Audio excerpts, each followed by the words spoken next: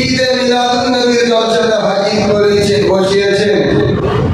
এই জন্য আমরা সেই মাহবুবে ইলাহি দরবারে একবার শুকরিয়া আদায় করি, আসুন প্রত্যেকে বলুন আলহামদুলিল্লাহ। তারপর যে নবীকে সৃষ্টি না করলে আল্লাহ তাআলা আমাকে আপনাদের কাউকে সৃষ্টি করতেন না, কুল কায়নাত এই পৃথিবীটাকে সৃষ্টি করতো না। যে নবীর উম্মত হবো বলে নবীরা আল্লাহ আমাকে দরবারে আরজি করেছিল, আবেদন করেছিল। বড় ভাগ্যবান যে আমার মতো আপনাদের মতো গুনাহগার বান্দাদেরকে বিনা আরজিতে বিনা আবেদনে আল্লাহ পাক সে আখেরি পয়গম্বরের উম্মত করে দুনিয়াতে পাঠিয়েছে। এই জন্য আমরা সেই মাহবুবে ইলাহি দরবারে আরেকবার শুকরিয়া আদায় করি, আসুন প্রত্যেকে বলুন আলহামদুলিল্লাহ। মুসলমান, আপনাদের এই মাহফিল বিশ্বনবীর আগমন কি জানেন? 12 রবিউল মানে নবী দিবস উদ্দেশ্য করছে।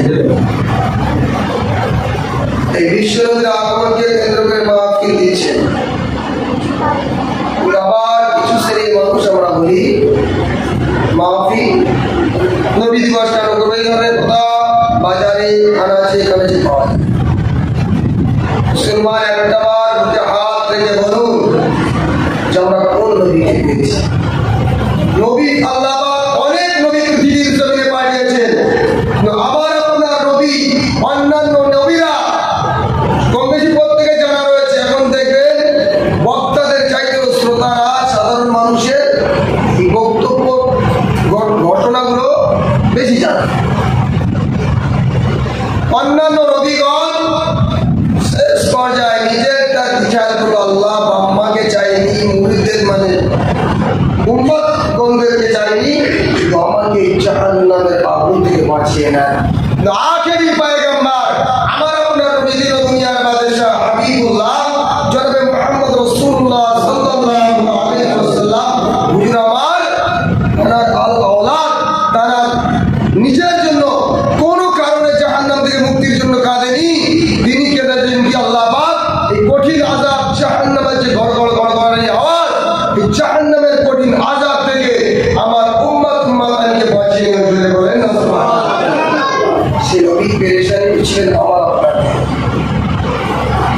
সেই নবীর জন্য একটা কথা মাথায় রাখবে, আমি ইমাম সাহেব, আমি বক্তা, আমি আলেম, আমি হুজুর, বিভিন্ন বক্তা বিভিন্ন রকম স্টাইলে কথা বলবে। যে যে কথা বলবে সে তার দলিল নিয়ে কিন্তু কথা বলবে, ঠিক না বলে? সে সত্য আর মিথ্যা সে তার দলিল নিয়ে কথা বলবে, এটা চলবে না, ওটা চলবে না। এই বিবেক নামক মেশিনে আপনার প্রত্যেকটা আলেমের কথাটাকে ফেলে দেন। এখানে বিষয় করে যদি আপনার নেওয়ার প্রয়োজন মনে করেন তারপর আপনি সেটা নিয়ে আমি বলে যাবো চলবে, আমার পর হয়তো জিনিস করে চলবে না। কালকে দেখবে একটু পরে ছেলেরা বিছানায় শুয়ে শুয়ে দেখবে চলছে না, ছুটবে না। আমার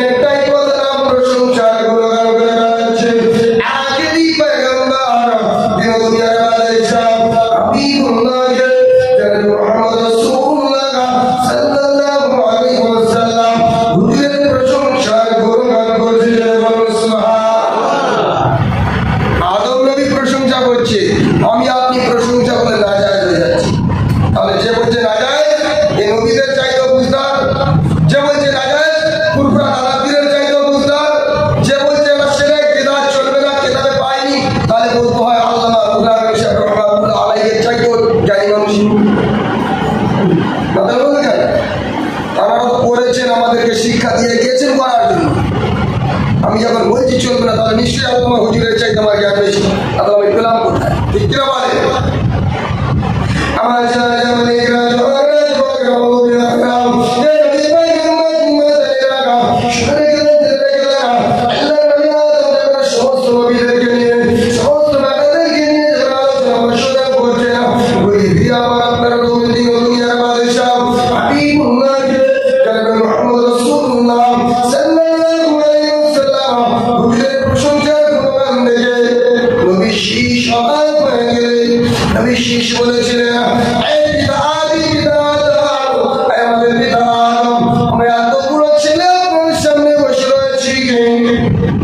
এখনো সমাজে কেমন দেখবেন একটা হিংসুটে ভাব থাকে না যে আমরা এতগুলো আছি, এই ভাই এত ভালো, ওই ভাই এত ভালো, কথা এত ঘুরে ঘুরে বলছে না, ভাবতে পারে না ও কি এমন। তো আদম নবী যখন প্রশংসা করছে আমার আপনার নবীকে, সেই সময় নবী শীষ প্রশ্ন করেছে, ভাই আমাদের পিতা আদম, আপনি আমাদের এতগুলো ভাইকে কাউকে দেখতে পেলেন না, কাউকে প্রশংসা করতে পারলেন না। মুহাম্মদ নবী কবে আসবে তাকে এখন পাওয়া যায়নি, সন্ধান নাই। সেই মুহাম্মদ নবীর এত প্রশংসার গুণগানের কারণটা আদম নবী তো প্রশ্ন করেন আমার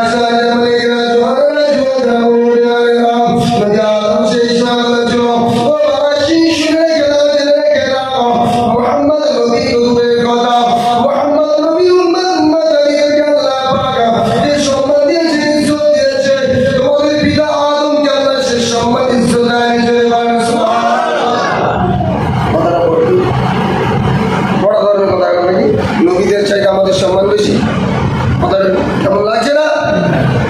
বাস্তবে তাই নবীকে ভুল বলেছে।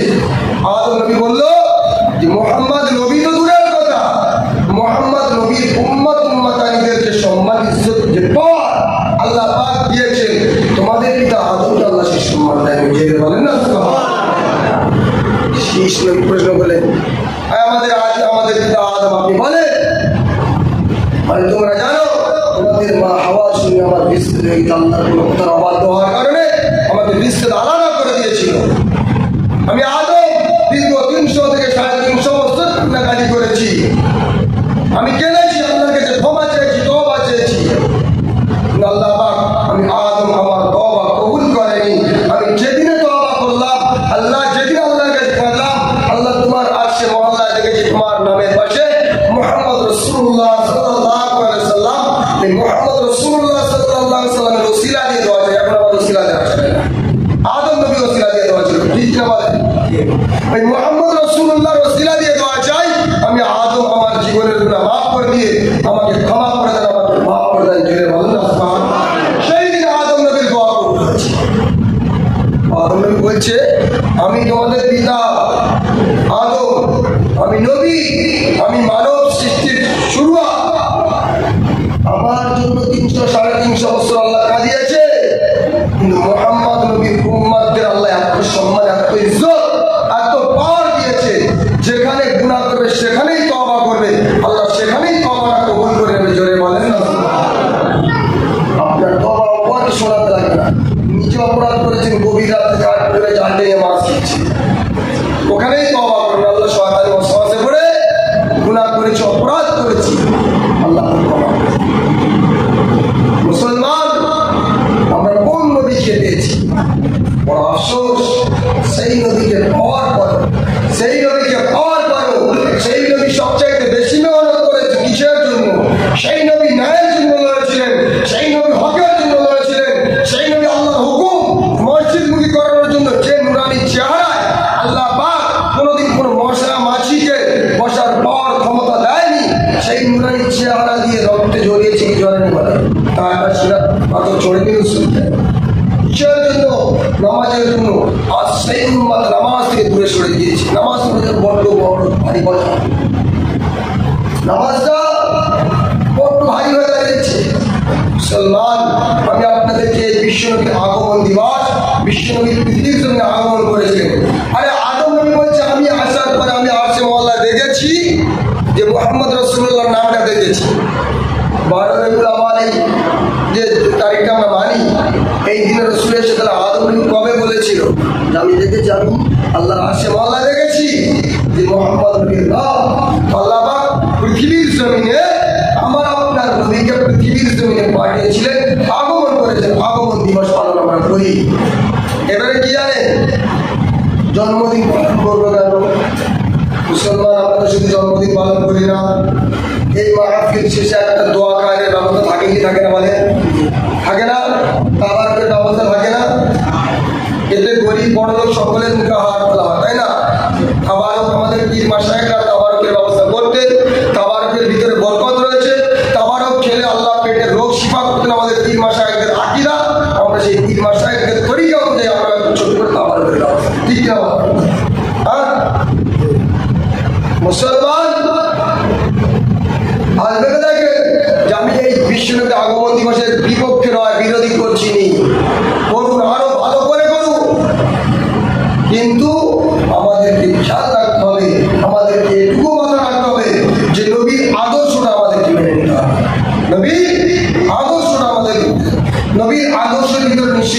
আপনার কি বাপ মায়ের সেবা করতে হবে। নবীর আদর্শের ভিতরে এটা পড়ে না অসহায় মানুষের পাশে দাঁড়াতে হবে। নবীর আদর্শের ভিতরে এটা পড়ে না একটি মিসকিনের হক আদায় করতে হবে। নবীর আদর্শের ভিতরে এটা পড়ে না আল্লাহর হুকুম আদায় করতে নম্রতা বজায় রাখতে হবে। না সমাজ কোথায়? যাই হোক, নবী দিবস করার সাথে সাথে আমাদেরকে মসজিদে করতে হবে, আমাদেরকে নামাজ পড়তে হবে। আপনারা গর্ব করুন যে না, বিশ্বনবীর আগমন দিবস পালন করে আমরা তার পর থেকে অন্তত 2জন নামাজি বেড়েছি, 2জন নামাজি পেয়েছি। দেখেন আজ সমাজের মাটিতে আনাচ্ছে চায়ের দোকানে বিশেষ করে দেখবেন আলোচনা হয় যে জলসা দিয়ে কি লাভ রে? হ্যাঁ, জলসা দিয়ে কি লাভ? দেখবেন লাভটা কি? আপনারা যতগুলো মানুষ এসছেন, যারা বাড়িতে রয়েছে এরাই ভাবছে আমরাই ভাগ্যবান, আমরাই ভাগ্যবান। জলসা দিয়ে কি লাভ? আপনাদের গ্রামটার নাম কি বলে? আমি নতুন মানুষ, তো এই ডিবাদপুরে কিছু সংখ্যার মানুষ এসেছে, কিছু সংখ্যার মানুষ তারা এখনো বাড়িতে রয়েছে, তারা ভাবছে আমরাই বড় ভাগ্যবান, আমরাই বড় ভাগ্যবান। তাবারকের সময় যখন চাঁদা দিয়েছি তাবারক নিয়ে চলে আসে, মহল্লার মানুষ তাবারকের হক করেছে।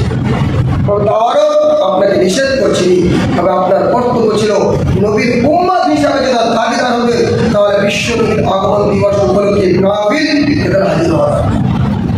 এবার আপনারা যারা এসেছেন কি ফায়দা ফল করুন। একজন আল্লাহর ওলি, একজন আল্লাহর ওলি যেমন আপনারা এই মসজিদে মাহফিলটা কায়েম করছে, ঈশার নামাজ পড়ে বাড়িতে যাচ্ছে। মাহফিল দিলে কোনো ফায়দা হয় না, শুধু বক্তাদের পকেট খোলে, মাইকওয়ালাদের পকেট যায়, এই ধরনের কথা চায়ের দোকানে শুনতে পাওয়া যায়। মুসলমান, মাহফিল দিলে কি ফায়দাটা আপনাদের, কি পাওনা হলো? আপনারা কি নিয়ে যাবেন? শুধু তাবারক না আরো কিছু আপনাদের পাওয়া দিয়েছে খেয়াল করেন। একজন আল্লাহর ওলি ঈশার নামাজ পড়ে বাড়িতে যাচ্ছেন, যেতে যেতে রাস্তার একটা কবরস্থান, একটা কবরস্থান, কবরস্থানের ভিতর দিয়ে গুন গুন গুন গুন করে একটা শব্দ শুনতে পাওয়া যায়, একটা শব্দ শুনতে পাওয়া যায়। আল্লাহর ওলি খেয়াল করলে আওয়াজটা কিসে? আওয়াজটা কিসে? আল্লাহর ওলি একটু আগিয়ে গিয়ে দেখলেন আল্লাহর পাঠানো কিতাব কালামুল্লাহ শরীফ, কুরআন শরীফ কালামের আওয়াজ শোনা যাচ্ছে। যারা কোরআনের পাগল, কোরআন শরীফ কালামে খুব জমে বসে যায়, ঠিক কিনা বলে? আর নেশা লেগে আল্লাহর ওলি কোরআন শরীফ তেলাওয়াত শুনতে শুনতে শুনতে শুনতে এমন নেশায় পরিণত হলো, খেতে হবে, ঘুমাতে হবে, এদিকে আর খেয়াল করছে, এদিকে আর ঘুমতে নেই, খেয়াল নেই। শুনতে শুনতে শুনতে শুনতে ফজরের ওয়াক্ত এসে গেল, সারা রাত দাঁড়িয়ে দাঁড়িয়ে কোরআন শরীফ তেলাওয়াত শুনছে। আর এখন তো দেখবেন তেলাওয়াত হচ্ছে এখানে ওখানে গান চলছে, তেলাওয়াত হচ্ছে ওখানে চিল্লাচিল্লি হচ্ছে।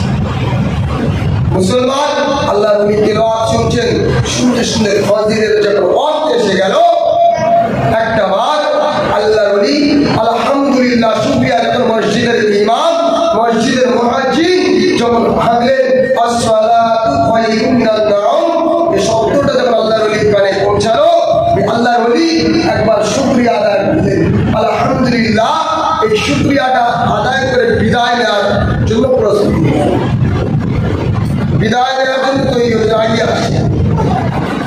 আমার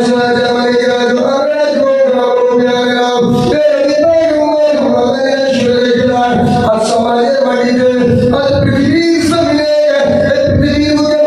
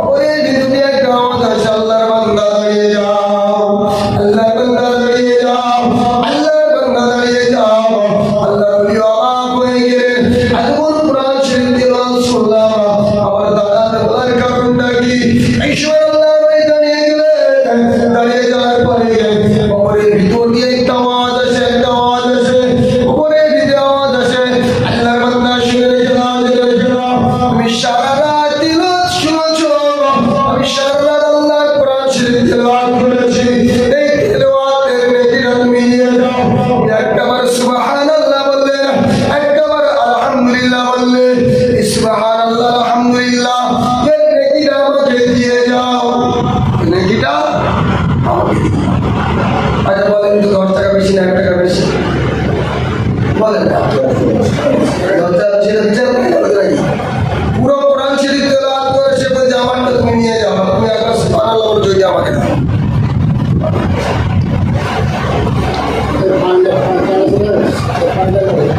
তো মুসলমান চমকার কথা সারা রাত কোরআন শরীফ তেলাওয়াত শুনলেন কোরআন শরীফ তেলাওয়াত করেছে ওই নেকিটা আমাকে দিতে চাচ্ছে আর একটাবার সুবহানাল্লাহ বললো একটাবার আলহামদুলিল্লাহ বললো এই নেকিটা নিতে যাচ্ছে কারণে জানার ইচ্ছে জাগিয়ে দিয়ে যায় না আপনাদের প্রশ্ন উত্তর আপনারা বলে দিলেন 1 টাকা থেকে 10 টাকাটা বেশি স্বাভাবিক আমার Allah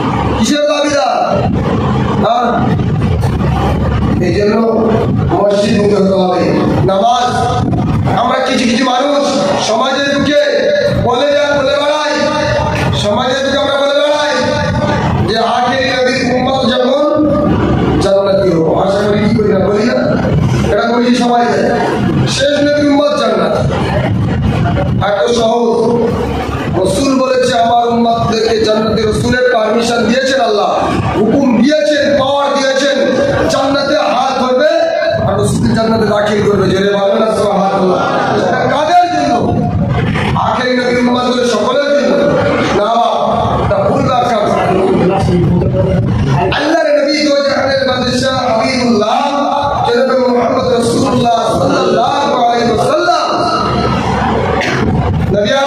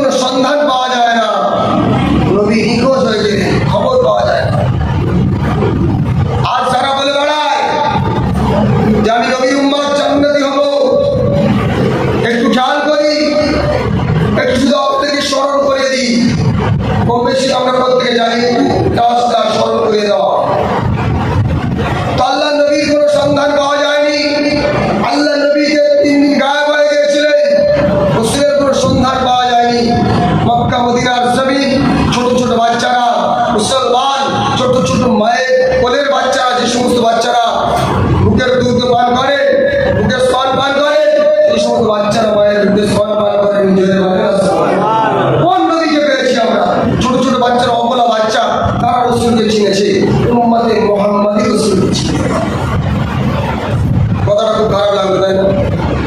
যদিবা রসুলকে চিনত, রসুলের সুন্নাত থেকে কখনো উম্মত মুহাম্মাদি সরে যেত। রসুল যেভাবে চলতে বলে উম্মতকে চলার আদর্শটা হুকুম দিয়েছে, সেভাবে চলা কি ছাড়তো, বন্ধ দিত?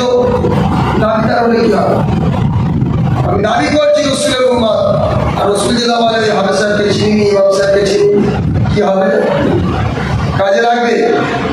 আপনারা সিলসিলা আহলে সুন্নাত ওয়াল জামাত আকীদার মানুষ, সংগঠনের মানুষ, আপনাদের বোঝাতে কোনো সময় লাগে না। আমরা বেশি অনেকে জানি। রাবিয়া বাস্তিকে কবরে ঢুকে প্রশ্ন করেছিল, রাবিয়া বাস্তিকে প্রশ্ন করেছিল, এই রাবিয়া বলো তোমার রবকে। রাবিয়াকে প্রশ্ন করেছিল, রাবিয়া বলো তোমার রবকে। রাবিয়া সেই সময় বলেছিল, আমি তো বলে দিতে পারি। আল্লাহর ফারিস্তাদের শুধু ধর্ম হচ্ছে, আল্লাহ কি পাওয়ার দিয়েছিলেন, কি ক্ষমতা দিয়েছিলেন। আমি তো বলে দিতে পারি যে আল্লাহ আমার রব, বিশ্ব নবী আমার নবী হযরত মুহাম্মদ রাসূলুল্লাহ সাল্লাল্লাহু আলাইহি ওয়াসাল্লাম, আমার দ্বীন হলো ইসলাম। আমি রাবিয়া বলে দিতে কোনো ব্যাপার না। কিন্তু আমি বলবো আল্লাহ আমার রব, আল্লাহ যেটা বলে রাবিয়া বলে কাউকে আমি চিনি, তাহলে আমি রাবিয়া আমার বলাটা বেকার হবে, ঠিক কিনা বলে? হ্যাঁ, আমার বলাটা বেকার হবে। তাই আল্লাহর ফারিস্তারা আগে আল্লাহকে কি জিজ্ঞাসা করো তো আমি রাবিয়া আমাকে আল্লাহ চেনে কিনা, জোরে বলেন না সুবহানাল্লাহ। তো আমরা নবী উম্মত বলে দাবিদার হয়ে যাবে, নবী আমাদের কি চেনে কিসের? নবী যারা চিনতে পারে কিয়ামতের ময়দানে, হাসরের মাঠে, তাহলে আমরা আপনার নসিব হয়। তাহলে দাবি করেন আখেরি পয়গম্বরের উম্মত জান্নাত। আবার জানে গেলে জোরে জোরে গেলাম, এই নবী পয়গম্বর মাদানে শুনে গেলাম, যে কথা বলতে যাচ্ছিলাম, আল্লাহ নবীর সঙ্গে ভাগে গেলাম, আল্লাহ নবীর সঙ্গে ভাগে গেলাম। ওই সময় সমস্ত সাহাবীরা চতুর্দিকে ঘুরতে শুরু করলেন। হযরত আবু বকর, হযরত ওমর, হযরত আলী ঘুরতে বার হয়ে গেলেন। মক্কার ছোট ছোট বাচ্চারা পানি পান করে না, দুধ পান করে না, পশু পাখি ঘাস খায় না, পানি পান করে না। আল্লাহ নবীর সামনে ঘুরতে গেলেন, ঘুরতে ঘুরতে ঘুরতে ঘুরতে রাস্তার মধ্যে একটা মানুষের সঙ্গে দেখা হলো, একটা প্রতীকের সঙ্গে দেখা হলো। আল্লাহ বান্দা প্রতীকে বলতে পারো, এই রাস্তা দিয়ে তুমি নবীকে যেতে দেখেছো, ওই রাস্তা দিয়ে তুমি আল্লাহ দেখেছো, আমি উম্মতকে যেতে দেখেছো কিনা? এই সময় প্রতীকে মানুষটা বলেছিল, দিনের নবীকে আমি চিনি না, আমি দিনের দুনিয়ার বাংলাদেশে জানি না, আমি কাউকে যেতে দেখি না। আবার একটু আগিয়ে গেলেন, আগিয়ে যাওয়ার পর আরেকটা মানুষের সঙ্গে দেখা হলো, একই প্রশ্ন করলো, উত্তরটা একই দিল। দ্বিতীয়বার আর একটা মানুষের রাখালের সঙ্গে দেখা হলো, ভাই রাখাল রে, ও ভাই রাখাল, এই এলাকাতে দেখেছো কিনা দিনের দুনিয়ার বাংলাদেশে আমি উল্লাহকে নবী মুহাম্মদ রাসূলুল্লাহ সাল্লাল্লাহু আলাইহি ওয়াসাল্লামকে দেখেছো কিনা? রাসূলের সংবাদ দিতে পারো কিনা? রাসূলের সংবাদ দিতে পারো? তো রাখালটা শিষ্য বলেছিল, আমি অতটা বলতে পারি।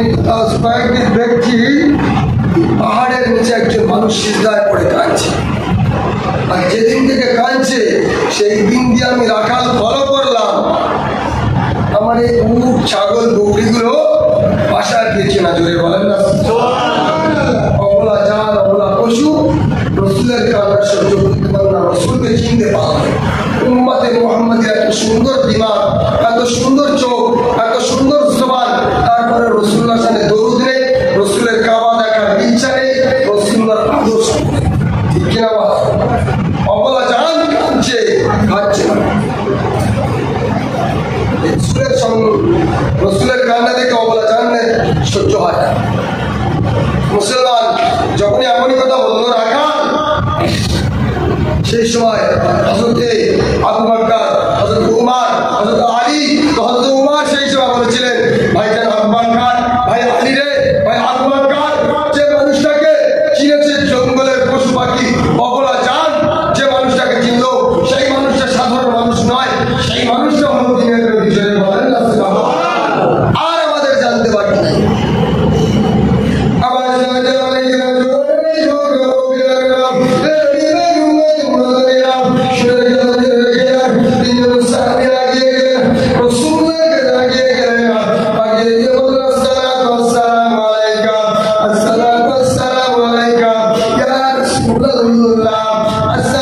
السلام عليك يا حبيب الله